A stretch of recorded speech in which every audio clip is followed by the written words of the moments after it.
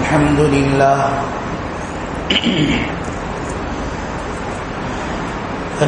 لله نحمده ونستعينه ونستغفره ونؤمن به ونتوكل عليه ونعوذ بالله من شرور أنفسنا ومن سيئات أعمالنا من يهده الله فلا مضل له ومن يضلله فلا هادي له ونشهد أن لا إله إلا الله وحده لا شريك له ونشهد أن سيدنا وشفيعنا وسندنا وحبيب ربنا ومولانا محمدا عبده ورسوله أما بعد فأعوذ بالله من الشيطان الرجيم بسم الله الرحمن الرحيم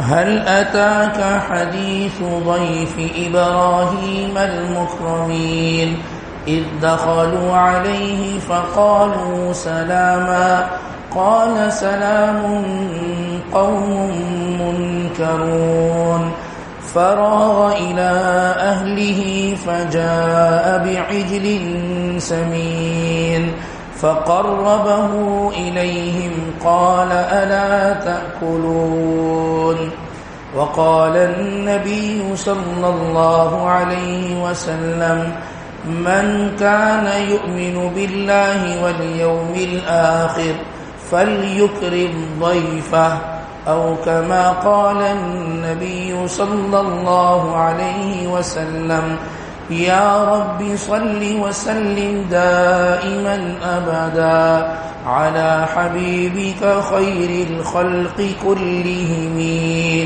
بارك الله لنا ولكم في القرآن العظيم ونفعنا وإياكم بالآيات والذكر الحكيم إنه تعالى جواد كريم قديم ملك بر رب رؤوف رحيم انتہائی واجب الاحترام معزز سامعین گرامی، عزیز برادران اسلام، السلام علیکم ورحمۃ اللہ وبرکاتہ۔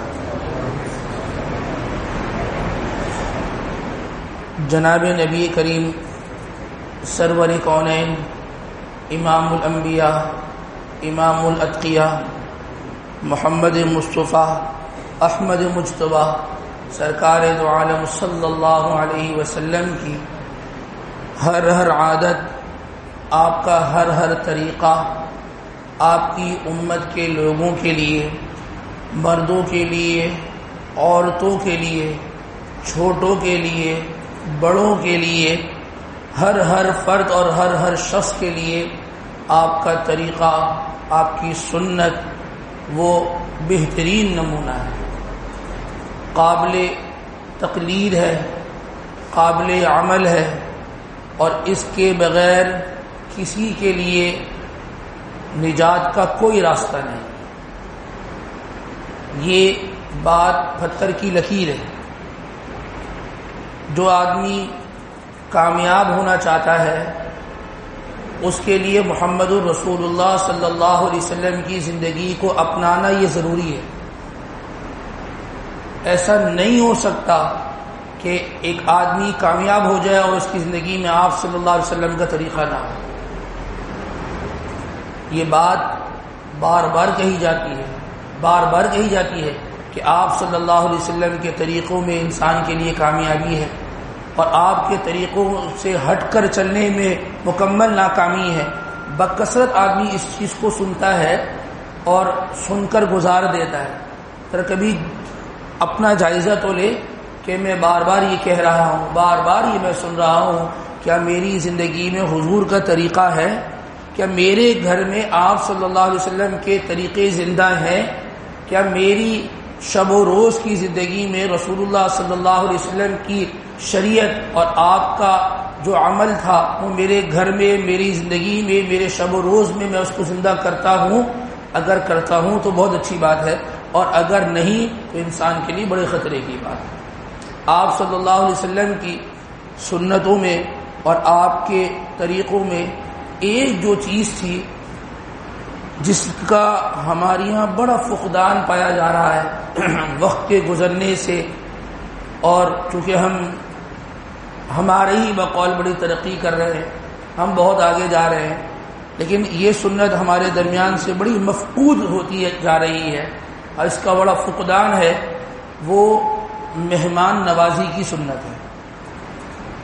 مہمان نوازی کی سنت. میرے دسترخوان سے کسی کا پیٹ بھر جائے، اس چیز کی فکر اور اس چیز کا شوق اب بڑا ختم ہوتا چلا جا رہا ہے. مہمان کو بوجھ سمجھنا، مہمان کو اپنے رزق کی تنگی کا ذریعہ اور سبب بننا، یہ بڑی محرومی کی بات ہے. یہ بڑی محرومی کی بات ہے. آپ صلی اللہ علیہ وسلم پر جب پہلی وحی نازل ہوئی نا، تو آپ اپنے گھر تشریف لائے. حضرت خدیجہ رضی اللہ تعالی عنہ سے آپ نے یہ فرمایا، خشیت علی نفسی، مجھے اپنے اوپر بڑا ڈر محسوس ہو رہا ہے. میں بڑا ایک ڈر ہے مجھ پر کہ پتہ نہیں نہ جانے میرے ساتھ کیا ہونے والا ہے. تو حضرت خدیجہ رضی اللہ تعالی عنہ نے چند جملے ارشاد فرمائے، چند جملے، اور ان جملوں کے ذریعے سے آپ صلی اللہ علیہ وسلم کو تسلی دی. وہ جملے کیا تھے ذرا سمجھیے گا. وہ جملے یہ تھے، انک لتصل الرحم وتحمل الکل وتکسب المعدوم وتقری الضیف وتعین علی نوائب الحق. آپ ایک جملہ ارشاد فرمایا پہلے، واللہ لا یخزیک اللہ ابدا، اللہ کی قسم اللہ کبھی آپ کو نقصان نہیں پہنچائیں گے، اللہ کبھی بھی آپ کو ضائع نہیں کریں گے، اللہ کبھی بھی آپ کو غمگین نہیں کریں گے. بھائی کیوں نہیں کریں گے؟ کیا وجوہات ہیں؟ کیونکہ آپ کے اندر یہ صفات ہے. انک لتصل الرحم، آپ صلہ رحمی کرنے والے ہیں، آپ خاندانوں کو جوڑنے والے ہیں، آپ رشتہ داریوں کو جوڑنے والے ہیں. وتحمل الکل، جن کا کوئی کمانے والا نہیں ہوتا آپ ان کے لیے کماتے ہیں، جن کا کوئی کمانے والا نہیں ہوتا آپ ان کو کما کر دیں. وتکسب المعدوم، جن گھر کے اندر تنگ دستی ہوتی ہے، جن کے گھر کے کنبے کے لیے، افراد کے لیے ان کی جو آمدنی ہے وہ پوری نہیں ہوتی، آپ ان کی مدد کر رہے ہوتے ہیں. وتقری الضیف، ضیف کسے کہتے ہیں؟ مہمان کو. اس کی جمع آتی ہے ضیوف.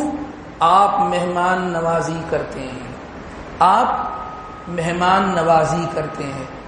مہمان آ جائے آپ اس کو اس کے کھانے پینے کی فکر فرماتے ہیں. بڑی عجیب بات ہے، اگر انسان سیرت کا مطالعہ کرے نا، آپ صلی اللہ علیہ وسلم کی سیرت میں ہمیں یہ بات ملے گی. ایک تو مہمان کی مہمان نوازی کرنا ہے، اور ایک دوسری چیز ہے کہ آپ صلی اللہ علیہ وسلم صرف مہمان کی مہمان نوازی نہیں فرمایا کرتے تھے، بلکہ مہمان جس سواری پر آیا ہے نا، اس سواری کی بھی آپ کو فکر ہوتی تھی کہ سواری کہاں باندھی ہے، سواری کہاں کھڑی کی ہے، کس سواری پر آئے ہو. جی خچر پہ آیا ہوں، گدھے پر آیا ہوں، اونٹنی پر آیا ہوں، اس کو گھاس ڈالو، اس کا انتظام کرو. ایک صحابی آپ علیہ السلام کے پاس آئے اور مہمان تھے، اور آئے، آپ نے ان سے پوچھا کہ بھائی سواری کا کیا ہے؟ فرمایا کہ اونٹنی پر آیا ہوں اور باہر کھڑی کر دی ہے. آپ نے فرمایا اچھا، پھر کہا کہ باہر کھڑی کر دی ہے اور اللہ پر توکل کر دیا. آپ نے فرمایا پہلے اس کو باندھ دو پھر اللہ پر توکل کرو. سواری کی فکر ہے، باندھا ہے، جگہ مل گئی ہے باندھنے کی، اس کے کھانے پینے کی کیا ترتیب ہے، پھر مہمان کی بھی مہمان نوازی کرنا. یعنی کتنی مہمان کی آمد پر یہ خوشی، اور اس پر اس کی بھی فکر اور اس کی سواری کی بھی فکر ہے. اور یہ جو ضعیف کا لفظ ہے نا، ضعیف، مہمان کو ضعیف کہتے ہیں. اگر اس ضعیف کا مفہوم دیکھا جائے نا، تو اس زمانے میں دو طرح کے طریقے کے لوگوں کو ضعیف کہتے تھے، جس کی جمع ضیوف آتی ہے مہمانوں کو. ایک قسم کے لوگ وہ ہوتے تھے جو ملاقات کے لیے آئے اور ملاقات کر کے چلے گئے، جیسے ہمارے یہاں ہوتا ہے. اب تو بہت کم ہی ہوتا ہے کہ کوئی رشتہ دار ملنے کے لیے آ جائے اور ہم خوشی سے اس کے لیے اپنے دل کے دروازوں کو کھول دیں. ایک ہوتا ہے ملنے کے لیے آئے اور چلے گئے.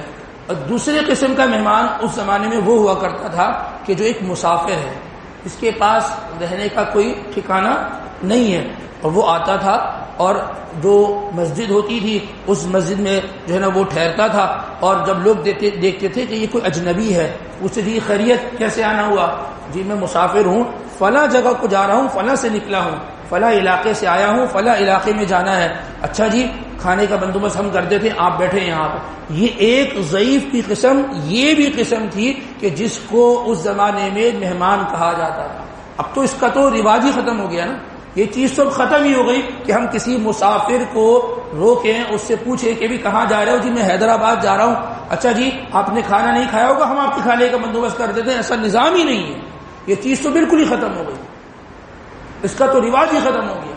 حضرت علی کرم اللہ وجہہ کے اگر حالات کو ہم پڑھیں، ان کی حالات میں ایک چیز یہ ملتی ہے کہ کبھی بھی تنہا اکیلے بیٹھ کے کھانا نہیں کھاتے، کبھی بھی اپنی پلیٹ میں اپنے برتن میں ساتھ کسی کو لازمی شریک کرتے تھے، اور کبھی اگر کوئی نہیں ملتا تھا تو باہر نکلتے تھے، گلی سے پکڑ کر بندہ لاتے تھے کہ آؤ میرے ساتھ کھانا کھاؤ۔ انسان ذرا تلاش کرے نا، کوئی ایک بھی ایسا نہیں ہے زمانے میں کہ وہ اکیلا کھانا کھانا اپنے لیے معیوب سمجھتا ہو۔ آدمی تو کہتا ہے کہ جتنا ہے سب کھا لوں، میں جتنا ہے میں سب کھا لوں، کسی کو کچھ نہ دوں۔ اور ان لوگوں کی سوچ کیا ہوا کرتی ہے؟ آپ صلی اللہ علیہ وسلم نے ارشاد فرمایا من کان یؤمن باللہ، جو شخص اللہ پر ایمان رکھتا ہے، والیوم الآخر، اور آخرت کے دن پر ایمان رکھتا ہے، اس شخص کی علامت کیا ہے؟ فلیکرم ضیفہ، وہ اپنے مہمان کا اکرام کیا۔ من کان یؤمن باللہ والیوم الآخر فلیکرم ضیفہ، جو شخص اللہ پر ایمان رکھتا ہے، واقعی اللہ کو رب جانتا ہے، اللہ کو وحدہ لا شریک جانتا ہے، اور یہ بات مانتا ہے، جانتا ہے، اس پر ایمان رکھتا ہے کہ اللہ پالنے والے ہیں، اللہ پالیں گے، اللہ ہی دے رہے ہیں، یہ اللہ ہی کی طرف سے آ رہا ہے، اس چیز پر ایمان رکھتا ہے، اور اس چیز پر بھی ایمان رکھتا ہے کہ ایک دن میں نے اللہ کے حضور پیش ہونا ہے، جو یہاں کھلاؤں گا اس کا صلہ اور اجر مجھے وہاں ملے گا۔ فَلْيُكْرِمْ ضَيْفَهُ، وہ اپنے مہمان کا اکرام کرتا ہے۔ ابو داؤد شریف کی روایت ہے، آپ صلی اللہ علیہ وسلم نے ارشاد فرمایا لَيْلَةُ الضَّيْفِ حَقٌّ وَاجِبٌ عَلَى كُلِّ مُسْلِمٍ، لیلۃ الضیف حق واجب علی کل مسلم، ہر مسلمان پر مہمان کی رات ٹھہرانے کا، اس کا اکرام کرنا، یہ ہر مسلمان پر لازم ہے۔ یعنی رات کو بھی اگر کوئی مہمان کسی کے گھر میں ٹھہرنا چاہے تو تمہیں ٹھہرانا یہ تم پر واجب ہے، اس کا اکرام کرو، اس کے ٹھہرنے کا بھی نظام بناؤ، اس کے ٹھہرنے۔ ہماری تو رواج ہی نہیں ہے نا کہ مہمان آ کے ٹھہر جائے، کوئی کہہ دے کہ جی 2 دن کے لیے آیا ہوں، آدمی کہے گا جی بھی آپ آ گئے تو پھر ہم چلے جائیں، آدمی پریشان ہو جاتا ہے کہ یہ کیسے آ گئے۔ بس وہ واٹس ایپ پہ رابطہ ہے نا، وہ کافی ہے، بس وہ ویڈیو کال ہو جاتی ہے، بس وہ بہتر ہے۔ آپ طبیعت پوچھنے آئے تو آپ فون پہ پوچھ لیتے، کافی تھا۔ مہمان کا سن کر یا مہمان جب آتا ہے اس کو دیکھ کر چہرے مرجھا جاتے ہیں، پریشانی سی ہو جاتی ہے کہ یہ آ گئے، یہ کون سا ٹائم کھانے کا، آنے سے پہلے بتا دو دیتے، ابھی فلاں جگہ شادی میں ایک جگہ ملاقات تو ہو گئی تھی، کافی تھا، کہ آنے کی کیا ضرورت تھی۔ رشتہ داریاں ختم ہو رہی ہیں، رشتہ داریاں ختم ہو رہی ہیں۔ سگی بہن اگر اپنے سگے بھائی کے گھر میں یہ کہہ دینا کہ جی بچوں کی گرمیوں کی چھٹیاں تھی، سردیوں کی چھٹیاں تھی، میں نے چاہا کہ بھائی تمہارے گھر میں 1 ہفتے کے لیے آ کر رہ لوں، اتنا بوجھ سمجھا جاتا ہے کہ جس کی کوئی انتہا نہیں ہے۔ 1 ہفتے کے لیے ہمارے گھر آ گئی، بھائی سگی بہن ہے، سگا بھائی ہے، سگے بھانجے بھتیجے ہیں، یہ حال ہے ہمارا، یہ کیفیت ہے ہماری یہاں کی۔ یعنی اس کے لیے دروازے ہمارے بند ہو چکے ہیں، بھئی آپ کو ہم نے رخصت کر دیا، اب آپ چلی گئی ہیں، اب یہاں نہ آنا، اب یہاں نہ آنا، ہمارے اپنے خرچے پورے نہیں ہوتے۔ دیکھیں ایک بات سمجھیں، کون کس کے نصیب کا کھا رہا ہے یہ تو اللہ کو ہی پتا ہے، آپ صلی اللہ علیہ وسلم نے ارشاد فرمایا کہ تمہیں ترزقون بضعفائکم، تمہیں تمہارے کمزور لوگوں کی وجہ سے رزق دیا جاتا ہے، تمہیں تمہارے کمزور لوگوں کی وجہ سے رزق دیا جاتا ہے۔ بہن ہے بیچاری بیوہ ہو گئی، ٹھیک ہے جی، مطلقہ ہے، ٹھیک ہے، بھائی ہے، روزگار نہیں ہے اس بیچارے کے پاس، اگر وہ آ جاتا ہے اور گھر میں کھانا کھا لیتا ہے یا ایک دو دن کے لیے وہاں بہن ٹھہر جاتی ہے تو یہ سمجھو یہ اس کی وجہ سے مجھے رزق دیا جا رہا ہے، یہ کمزور ہے، کمزور ہے، ان کے پاس مالی حالات ان کے اچھے نہیں ہیں، ان کی وجہ سے مجھے رزق دیا جا رہا ہے، ان کی وجہ سے میرا دسترخوان آج بھرا ہوا ہے، میں ان کو کھلاؤں گا، اللہ مجھے اور دے گا۔ یہ انسان کی نیت ہونی چاہیے، انسان کی یہ سوچ ہونی چاہیے۔ حدیث مبارکہ کے اندر آتا ہے ایک موقع پر آپ صلی اللہ علیہ وسلم مسجد نبوی میں تشریف فرما تھے اور صحابہ اکرام رضوان اللہ تعالی علیہ مجمعین بھی وہاں موجود تھے۔ ایک مسافر آئے، جیسے نا مسافر آتے، ہم نے کہا نا ایک قسم مسافر کی وہ تھی کہ جو چلتے پھرتے آتے تھے اور مسجد میں ٹھہر جایا کرتے تھے، پھر اپنا سفر شروع کر دیتے تھے۔ تو مسافر آئے اور فرمانے لگے کہ اے اللہ کے نبی، میں مسافر ہوں اور مجھے بھوک لگی، میں نے کھانا نہیں کھایا، اگر کوئی کھانے کا انتظام ہو جائے۔ تو آپ علیہ الصلوۃ والسلام نے اپنے گھروں میں پوچھوایا، 9 حجروں میں بندہ بھیجا، 9 حجروں میں، کہ بھئی اگر کوئی انتظام ہے کھانے پینے کا تو اس بندے کا انتظام کیا جائے اور اس کے لیے کوئی نہ کوئی ترتیب بنائی جائے۔ اور 9 گھروں سے ایک ہی جواب آیا تھا کہ گھر میں کچھ نہیں ہے کھانے کے۔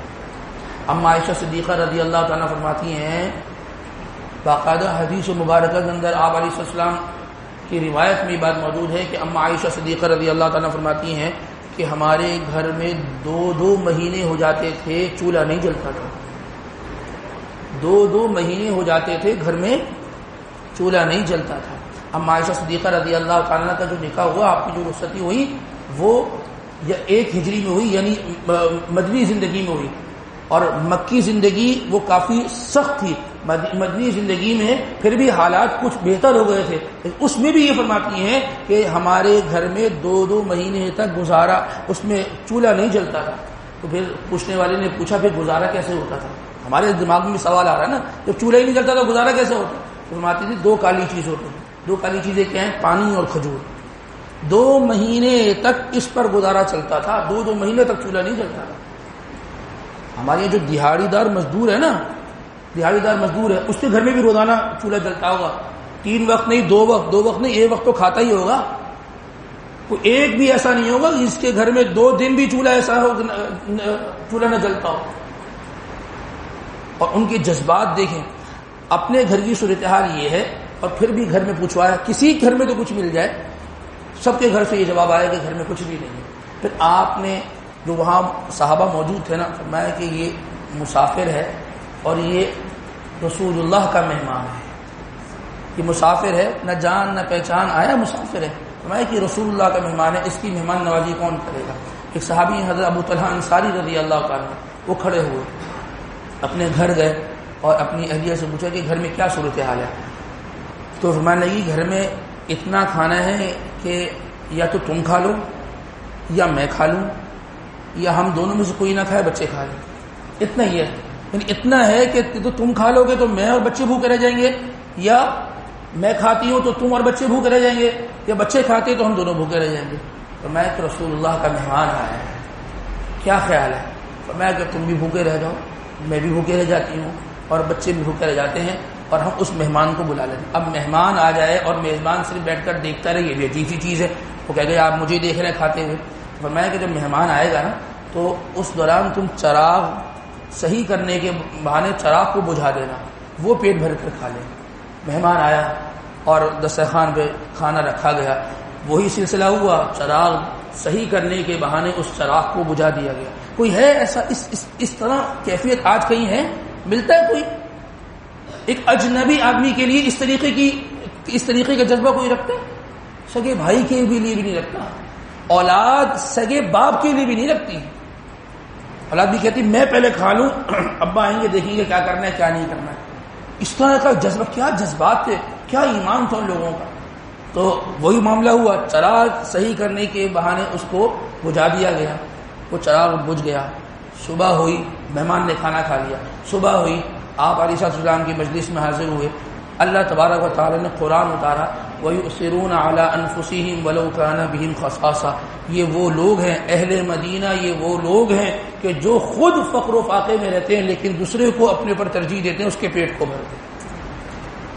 یاد رکھیے جب انسان قربانی دیتا ہے نا، جب انسان قربانی دیتا ہے تو اللہ کے یہاں سے فیصلے اترتے ہیں، اللہ تبارک و تعالیٰ کی طرف سے انعامات کی بارش ہوتی ہے، اور جب انسان ایک دوسرے سے چھینم چھپٹی بھی لگ جاتا ہے نا تو پھر اللہ کی وجہ سے جو فیصلے اترتے ہیں انسان ان فیصلوں کو پھر برداشت نہیں کر سکتا، انسان کے لیے سروائیو کرنا بہت زیادہ مشکل ہو جاتا ہے۔ انبیاء علیہ السلام جب مہمان آتا تھا نا، یہ نہیں پوچھتے تھے کہ آپ ہو کون، آپ کہاں سے آئے ہو، آپ کس سے ملنے کے لیے آئے ہو، پہلے مہمان نوازی کرتے تھے۔ حضرت ابراہیم علیہ السلام کے پاس دو فرشتے آئے، هل اتاك حدیث ضیف ابراہیم المکرمین اذ دخلوا علیہ فقالوا سلاما، جب وہ فرشتے آئے تو فرشتوں نے سلام کیا تو انہوں نے بھی سلام کا جواب دیا، قال سلام قوم منکرون، سلام کا جواب دیا لیکن قوم منکرون۔ ابراہیم علیہ السلام ان کو جانتے نہیں تھے یہ کون ہے، یہ ہے کون، لیکن سلام کا انہوں نے سلام کیا، سلام کا جواب دیا، کہ یہ نہیں پوچھا جی میں نے آپ کو پہچانا نہیں، کہیں دیکھے دیکھے لگ رہے ہیں، یہ نہیں پوچھا، سلام کا جواب دیا۔ فراغ الی اہلہ، چپکے سے اپنے گھر میں اندر گئے، فجاء بعجل سمین، اور ایک جگہ آیا ہے فجاء بعجل حنیذ، عجل کہتے ہیں بچڑے کو، اسے کہتے ہیں بچڑے کو عربی میں، اور حنیذ کہتے ہیں بھنا ہوا، سمین کہتے ہیں موٹا تازہ، یعنی ان کے لیے بچڑا لایا گیا جو موٹا تازہ تھا اور بھنا ہوا تھا، اس مہمان کے آگے لا کر رکھا، مہمان کے آگے لا کر رکھا، پہلے مہمان نوازی کی اور اس کے بعد پھر بات کو شروع کیا، جب ان سے کہا کہ الا تاکلون، کھاتے کیوں نہیں ہو، کہ کھاتا تو انسان ہے، انسان تو انسان کو کھا جائے، ہم تو درندے بن گئے، ہم تو لوگوں کو کھا جائے، ان سے کہا آپ کھاتے کیوں نہیں ہیں، تو کہا کہ ہم کھانے والوں میں سے نہیں ہیں، ہم تو فرشتے ہیں، فرشتوں کو بھوک تھوڑی لگتی ہے، یعنی ان کو معلوم نہیں تھا یہ فرشتے ہیں، لیکن اور اگر معلوم ہوتا کہ یہ فرشتے ہیں اور کھاتے نہیں ہیں تو پھر کھانے کا انتظام تھوڑی ہوتا، وہ تو جانتے نہیں تھے ان کو نا، تو جانتے نہیں تھے، لا کے کھانا رکھ دیا۔ عزیز دوستو، اس چیز کی فکر کریں کہ میرے دسترخوان سے کوئی نہ کوئی آ کر کھائے، میرے رشتہ دار کھائے، ہم ویسے ہی ٹوٹ پوٹ کا اتنا شکار ہو چکے ہیں، بھائی بھائی جی سے دور ہے اور بہن بھائی سے دور ہے، والدین اولاد کے درمیان میں تلخیاں ہیں اور ناچاکیاں ہیں، یہ ایک دسترخوان ہی ہے جہاں سب جمع ہو سکتے ہیں، ایک دسترخوان ہی ہوتا ہے جہاں سب جمع ہو جاتے ہیں، تو کسی نہ کسی بہانے سے آدمی اپنے خاندان والوں کو، اپنے خونی رشتہ داروں کو جمع کر لیا کرے۔ یہ چھوٹی چھوٹی باتیں ہر جگہ ہوتی ہیں، یہ چھوٹے چھوٹے معاملات ہر جگہ ہوتے ہیں۔ اگر انسان یہ کہے کہ جی ہم کسی کا تھوڑی کھاتے ہیں، کوئی کسی کا نہیں کھاتا، سب اپنے ہی کھاتے ہیں اور اپنی قبر میں جائیں گے، ٹھیک ہے، لیکن دنیا کے اندر زندگی گزارنے کے لیے، ماحول کو خوشگوار بنانے کے لیے اور ایک اچھی زندگی گزارنے کے لیے دوسروں کے ساتھ کی بڑی ضرورت ہوتی ہے، دوسرے کے ساتھوں کی بڑی ضرورت ہوتی ہے۔ حالات کا اتار چڑھاؤ ہوتا ہے، ان حالات کے اتار چڑھاؤ میں اپنے بڑے یاد آتے ہیں، اپنے بڑے یاد آتے ہیں، لیکن بڑے اس وقت آئیں گے، کھڑے ہوں گے جب انسان ان کے ساتھ اپنے رویے کو اچھے رکھے گا، اپنے معاملات کو اچھا رکھے گا۔ آخر میں ایک بات عرض کرتے چلیں، دیکھیں اگر ہمارے دسترخوان سے کوئی آدمی کھا رہا ہوتا ہے نا تو اس میں صرف دسترخوان ہمارا ہوتا ہے، دسترخوان ہمارا ہوتا ہے، کھاتا وہ اپنے نصیب اور اپنی قسمت کا ہے۔ یہ سمجھ لیں بات کو، یہ دسترخوان جو میں نے بچھایا ہے، یہ دسترخوان صرف میں نے اپنے گھر سے لا کے بچھایا ہے، یہ رزق کا، روزی کا جو انتظام ہوا ہے یہ اللہ نے انتظام کیا ہے، اور اللہ نے اس کی قسمت میں یہ لکھا تھا، وہ اپنی قسمت کا کھا رہا ہے۔ ہم کسی کو کسی کی قسمت سے چھین نہیں سکتے۔ اللہ نے ایک آدمی کا پیٹ تو بھرنا ہے، اب وہ پیٹ وہاں سے بڑھے یہاں سے بڑھے، یا میں ذریعہ بن جاؤں، میں ذریعہ بن جاؤں گا تو میرے لیے فائدہ ہوگا، اور اگر میں ذریعہ نہیں بنا کوئی اور ذریعہ بن جائے گا تو اس کا فائدہ ہو جائے گا۔ تو اپنے آپ کو ذریعہ بننے کی کوشش کریں، جتنی اللہ پاک نے وسعت دی ہے، انسان اپنے حلال اور حلال پاکیزہ مال سے لوگوں کی خدمت کیا کرے، اس سے مال میں برکت ہوتی ہے، مال میں اضافہ ہوتا ہے اور محبتوں میں بھی اضافہ ہوتا ہے۔ اللہ تبارک و تعالی ہمیں ان تمام تر باتوں پر کہنے سننے کے ساتھ ساتھ عمل کی توفیق نصیب فرمائے۔ وآخر دعوانا ان الحمد للہ رب العالمین۔